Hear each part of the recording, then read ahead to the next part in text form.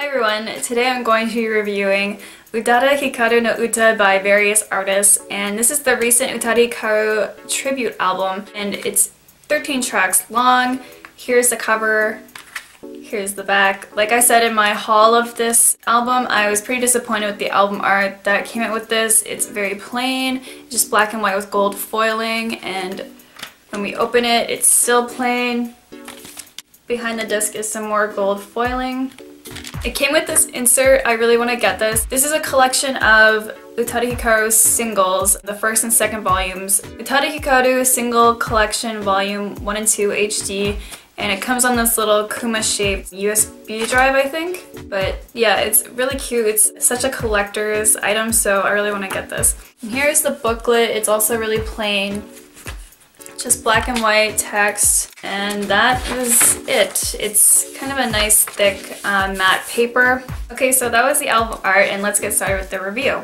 Track 1 is Sakura Su by Yosui Inoue. So I never heard of Inoue before. I looked up some information about each artist so I can kind of tell you guys about each one. Inoue is a little bit of an older guy. He debuted in 1969, and he's made a lot of music in different genres like folk and rock. The song really surprised me when I first heard it, if you guys watched my reaction video to the previews for this album, but I've grown to really like it. It's got this cool tropical vibe. I'm not too sure how exactly I feel about his voice in the song. He kind of sings in a weird tone compared to how Utada Hikaru performs the song. He's kind of like singing more like happier, upbeat voice. I really like the female singer accompanying him in this song, and she's credited in the album notes as Nora. The next song is a cover of Letters by Shina Ringo.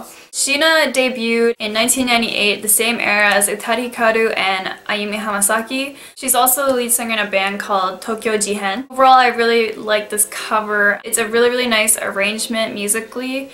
Shina's voice is a little bit too squeaky for my taste in some parts, but overall it's not bad at all. I also thought the bridge was a little bit too quiet, but I do like the song. It's not my favorite probably among all the really good tracks on this album, but overall it's good. Track 3 is Automatic by Yasuyuki Okamura. Okamura is another older guy. He debuted in 1986. He was a very successful pop idol in Japan until the 90s, and now he produces for other fairly successful artists such as Meg and Chada. There's a little bit of scandal surrounding him. He was arrested several times and went to jail for drug possessions, but he recently got clean and is making a musical comeback on the Space Dandies soundtrack. When I first heard this song, my reaction was it's so retro, it's so early 90s sounding, which I absolutely love about it. I felt like it preserved the original vibe of the song Automatic. Also, just the way that he performs the song, it's more of a rock edge. He sings a lot harder than Utada Hikaru. He hits the consonants very hard, which I like. It does suit just the overall style. It is pretty interesting, and overall I do really like this cover as well. I really like every song, so that's probably gonna get really repetitive. Okay, so track 4 is Moving On Without You by the legendary Ayumi Hamasaki, and everyone was super anticipating this track. Everyone was like, what song is she gonna cover on this album?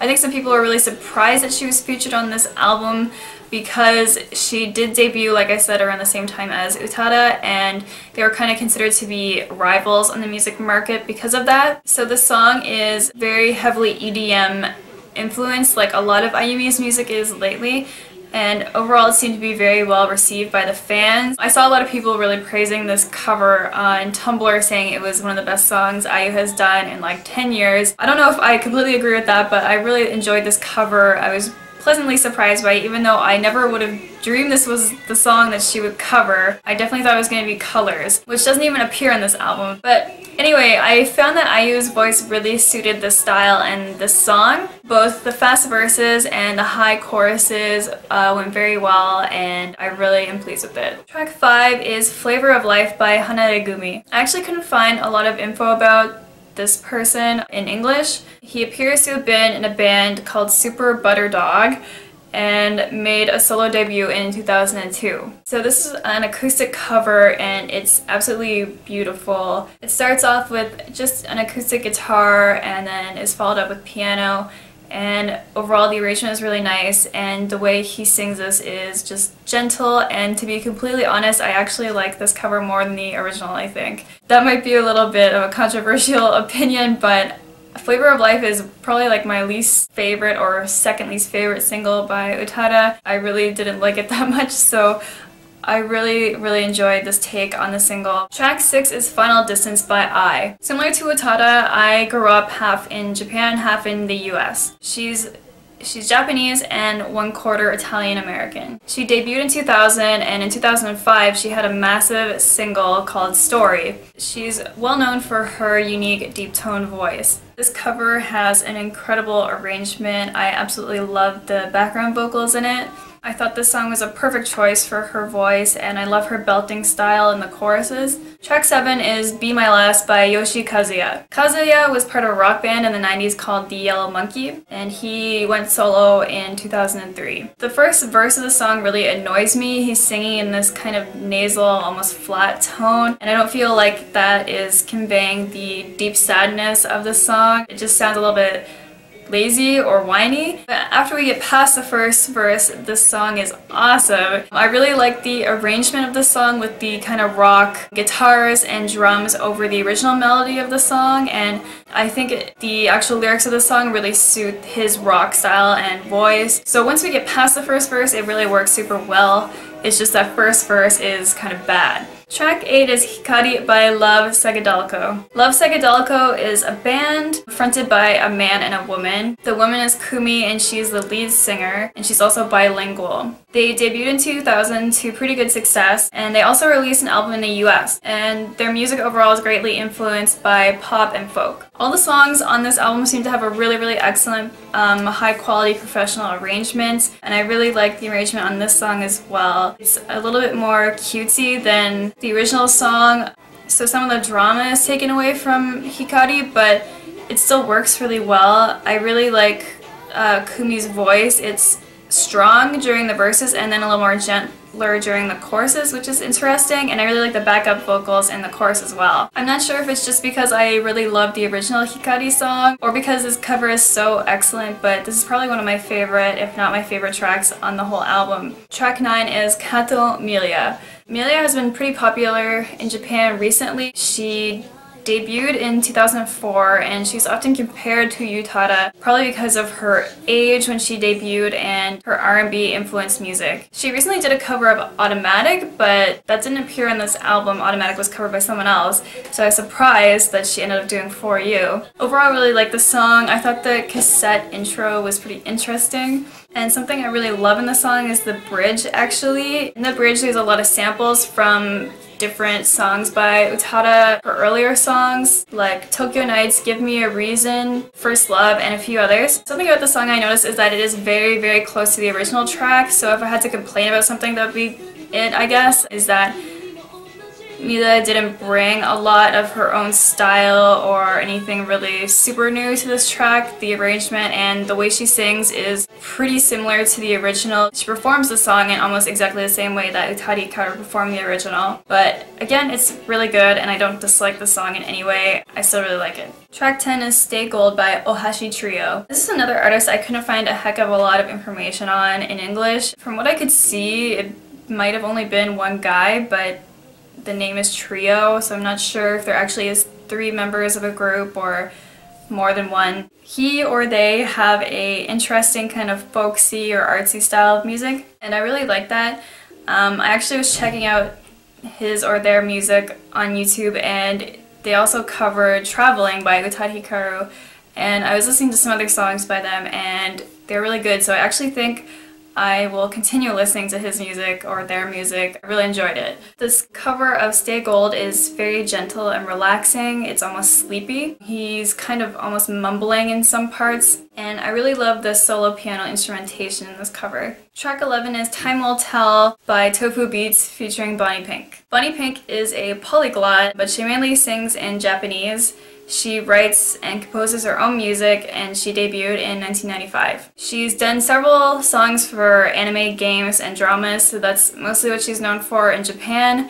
I actually know her from her collaboration with M-Flow, but in this case she has collaborated with Tofu Beats, who is a fairly recent Japanese DJ. He just released his first album and remix album, and you can actually listen to his first album completely on his SoundCloud. I really enjoy this cover and how it has a bit of a slower tempo than the original song, but it's still a decent pickup from the sleepiness of the last song. Bonnie Pink's voice really suits the sweeping mood of the song, and the instrumentation is a really interesting mix of piano notes and digital synth. Track 12 is Keep Trying, covered by Kirinji. Kirinji appears to be a band of 4 guys and 2 girls. I couldn't find a lot of stuff again about them, I think because there are multiple groups with the same name. But yeah, I love the arrangement of the song so much, especially some instrument in it that sounds similar to steel drums. The lead singer has a gentler, more cute voice than Utada Hikaru, but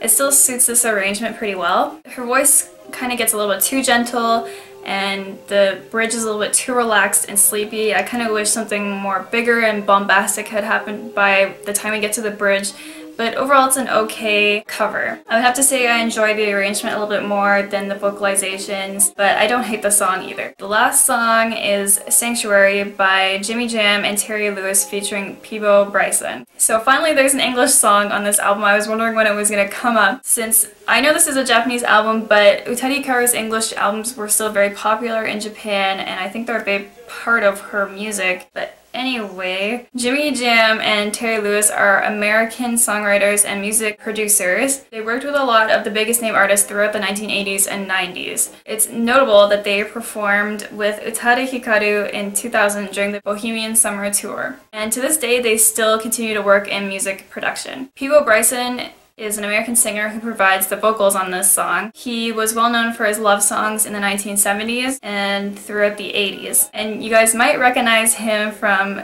Disney. He actually did the pop versions of Beauty and the Beast and A Whole New World. So his voice is very iconic from that era. The arrangement of this song is very similar to the original, especially the ending version, the ending version of the song for Kingdom Hearts. It's a little bit slower, it's piano heavy. I really like Peebo Bryson's voice. It's very soulful and touching, and his belching is amazing. Just overall, this cover is like perfect. I really love it. I really enjoyed this album. It really surprised me. I wasn't expecting to enjoy a cover album so much. I thought maybe I would like a couple songs on it, and then there are ones I would probably hate a lot, since a lot of people cover Utada Hikaru songs and their covers really suck. But this album was super high quality, very high production quality. I really liked all the artists they picked for this album. There's a good mix of solo artists and bands and well-known artists and unknown artists, different genres like folk, pop, rock, EDM, 80s ballads. It's really hard to get bored listening to this album. And on top of that, I actually got to discover some new artists I really like Ohashi Trio. And really my only major complaint about this album is the complete lack of album artwork. I have no idea why they didn't include at least 1 or 2 pictures from the art show that happened for this album release. That was really disappointing, and I'm hoping that art will be released in a book format or something like that sooner or later. But yeah, that was the whole album and my thoughts on it, and I would love to hear your guys' thoughts, so please let me know in the comments down below what you thought of this album. And that was Utada Hikaru no Uta, and thank you guys so much for watching. I'll see you in the next video. Bye! Voice can get a little too shrill for my taste, but yeah, I'm excited that she's on the album too, because I know that her and Utada are friends. Next is Automatic